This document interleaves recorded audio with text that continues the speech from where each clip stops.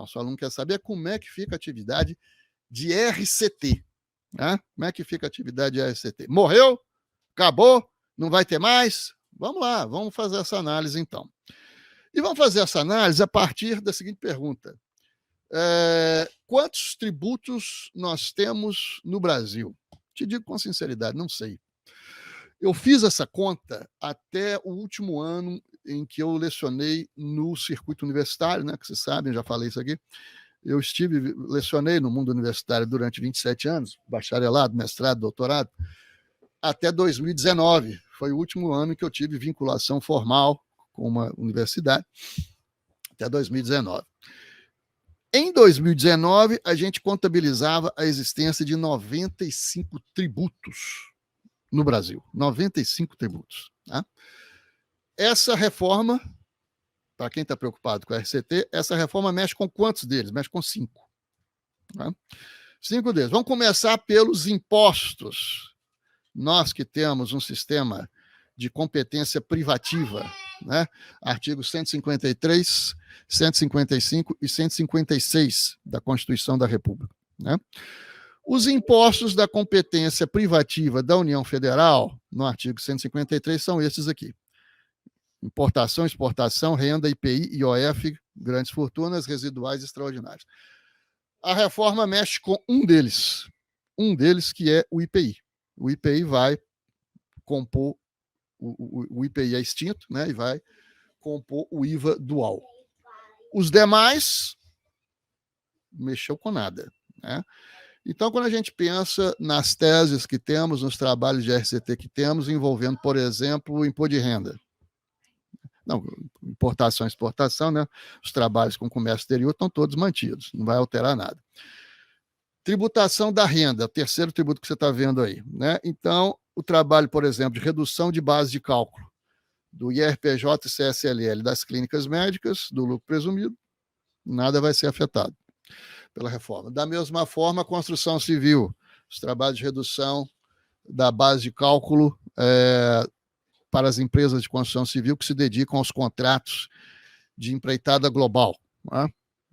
Não tem os contratos de empreitada parcial, mas os contratos de empreitada global, a receita oriunda deles pode sofrer uma redução de base de cálculo. Né? Nada foi alterado, nada se altera em razão da reforma. O trabalho das subvenções para investimento, as subvenções para investimento estão mantidas, né? Não houve alteração nesse aspecto. Então, a recuperação do imposto de renda e da CSLL decorrente de subvenções para investimentos também não se altera. O IPI, propriamente, não faz diferença, porque hoje a gente praticamente não trabalha mais com o IPI. Até uns anos atrás, a gente fazia exclusão do IPI da base de cálculo do PIS/COFINS. Hoje, é muito raro encontrar uma situação como essa. Só se for uma indústria assim, muito desavisada, muito desinformada, né? Em que ainda tenha a presença do IPI na base de cálculo do PIS/COFINS, podemos fazer um trabalho administrativo para retirar, mas isso é uma situação que hoje quase já não se vê. Né? O IOF, então, está mantido, o ITR, né? O imposto sobre grandes fortunas ele nunca existiu, ele nunca foi implantado, né? Só se prevê a competência.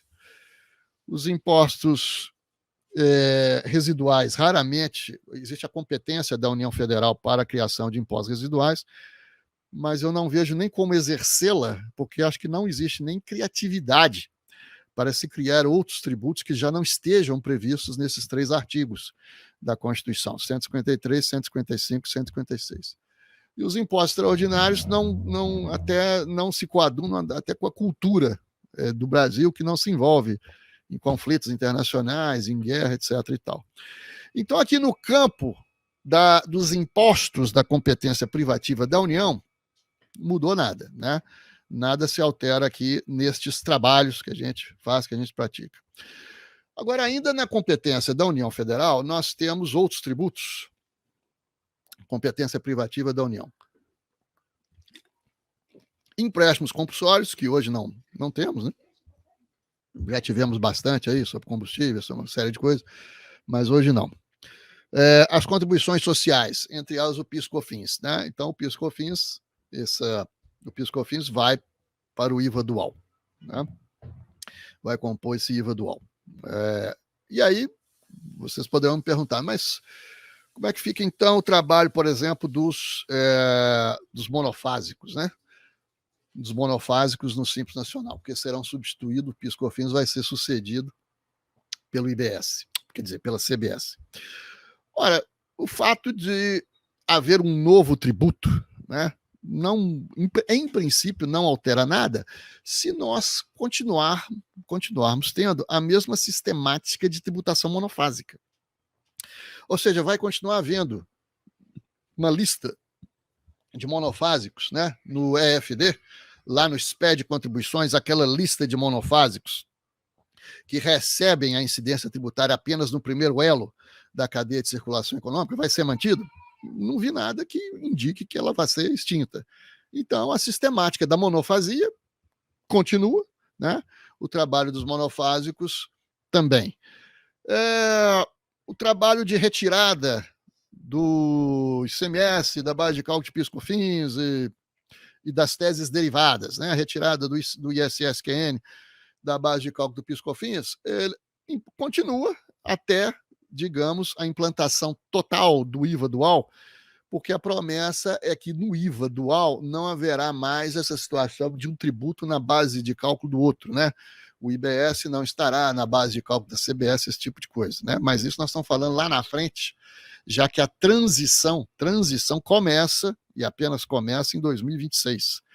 Então, nesse restante de 2023, 2024, 2025 e mais um pedaço da transição, nós ainda teremos uma série de tributos, ICMS, ISS-QN e tal, na base de cálculo do PIS/COFINS. Então, para os próximos anos, esse trabalho também não vai sofrer alterações. Contribuições previdenciárias. O projeto não mexe em nada disso, né? Então, vamos continuar fazendo a revisão previdenciária pelo caminho administrativo.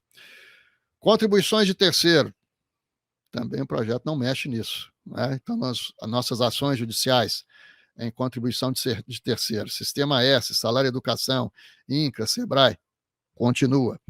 O GILRAT e o FAP, é um trabalho administrativo, né? Pelo índice aí, de acidente de trabalho, vai continuar, né? Contribuições de intervenção no domínio econômico, mantidas, as contribuições corporativas, CRC, OAB, CREA, continuam. A competência residual da União para contribuições também, taxas também, contribuições de melhoria, hoje é um tributo muito raro, né? É um tributo realmente em desuso, né? Contribuições de melhoria. Então, na União Federal, a mexida, né, foi pequena e nossas teses, nossos trabalhos estão aqui praticamente inalterados. Nos estados... Não, Isabel, a sua pergunta acabou de ser respondida aqui. Clínica médica continua da mesma forma. Estados e Distrito Federal. O ITCMD permanece, embora existe uma previsão de que ele será progressivo, nós vamos ver isso daqui a pouco, né? O tributo que vai ser extinto é o ICMS, porque ele vai compor o IBS, né? Então, o ICMS vai sumir, vai desaparecer. Mas o que a gente trabalha com o ICMS hoje é a presença dele na base de cálculo do PIS/COFINS e também a questão da substituição tributária, né, e dos créditos acumulados de ICMS-ST, o que também, pelo menos para os próximos anos, né, vai ser mantido, porque esses créditos vão continuar se acumulando até a transição, no decorrer da transição. O IPVA é mantido, né, mas também vai ter uma alteração, vai passar a abranger outros tipos de veículo, né, aeronaves, embarcações. As taxas e as contribuições de melhoria são mantidos. Então, o único tributo em que se mexe é o ICMS na competência estadual. Na competência municipal, mantido o IPTU, mantido o ITBI, aqui está uma tese nossa, né, a tese do ITBI, nenhuma alteração. Tese de ITBI com a tese de pessoa física, não tem... nós passamos pelas contribuições previdenciárias já, né? Então, o trabalho de contribuição previdenciária acima do teto, né, não mexe em nada. Outra em pessoa física, né, isenção de imposto de renda para doença grave, inalterado. Não tem mexida nenhuma nesse campo. O ITBI está mantido, a tese do ITBI aí, para quem comprou imóvel nos últimos 5 anos, acima do valor real do negócio, a recuperação desse valor, né, também continua perfeitamente possível. Então, aí nós temos o ISSQN, que então deixa de existir e vai compor o IBS. Então, daqui a alguns anos, né, o trabalho de retirada do ISS da base de cálculo do PIS/COFINS também não vai existir, até porque o PIS/COFINS também não vai, né? Mas para os próximos anos, está mantido, até porque o que nós estamos falando de recuperação tributária, nós estamos falando de 5 anos para trás, né? Nós estamos falando dos 5 anos pretéritos, né? Então, nada disso, a recuperação pretérita não se mexe nela, né? Está mantida. Como é que vai ser o futuro daqui para frente? Pelo menos até 2025, todos os trabalhos de recuperação tributária que nós estamos fazendo continuam plenamente mantidos, não vai alterar absolutamente nada, né? Absolutamente nada. A partir de 2026, nós teremos tantas discussões, tantos problemas, tá? Tanta polêmica jurídica nessa transição, que nós vamos cair naquele cenário que eu estou sempre ilustrando aqui para vocês, que é esse daqui. Quanto mais o mundo pega fogo, mais oportunidade para o advogado, especialmente o advogado do direito tributário, né? Já que as discussões serão muitas e muitas.